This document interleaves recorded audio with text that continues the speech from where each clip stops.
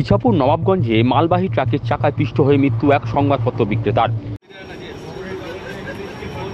মালবাহী ট্রাকের চাকায় পিষ্ট হয়ে ঘটনাস্থলে মৃত্যু হলো এক বৃদ্ধ সংবাদপত্র বিক্রেতার। মর্মান্তিক ঘটনাটি ঘটেছে বুধবার সকালে নোয়াপাড়া থানার ইছাপুর নবাবগঞ্জের এসবি রোডে। মৃতের নাম প্রশান্ত বন্দ্যোপাধ্যায়, বয়স 59 বছর। স্থানীয় সূত্রে জানা গেছে, প্রতিদিনের মতোই সাইকেলে চেপে বাড়ি ও দোকানে পেপার দিতে বেরিয়েছিলেন বয়সের ভারে জীর্ণ প্রশান্তবাবু। এদিন পেপার দিতে বেরিয়ে পথ দুর্ঘটনায় তার মৃত্যু হয়েছে। এদিকে ঘটনার প্রত্যক্ষদর্শী চায়ের দোকানদার সুশীল মণ্ডল জানান, প্রতিদিনের মতোই এদিন সকালে তার দোকানে পেপার দিয়ে চা খেয়ে সাইকেলে চেপে অন্যত্র রওনা দিয়েছিলেন পেপার বিক্রেতা প্রশান্তবাবু।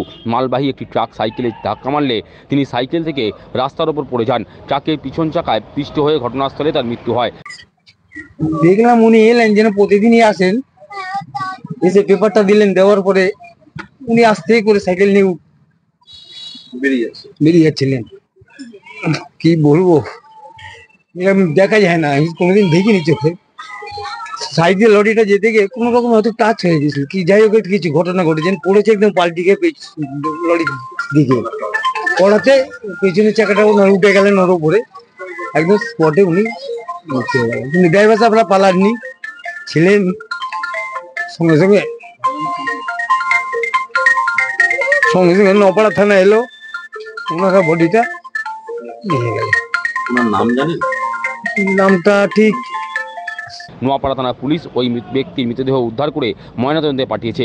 ঘাতক ট্রাক সহ চালককে পুলিশ আটক করেছে।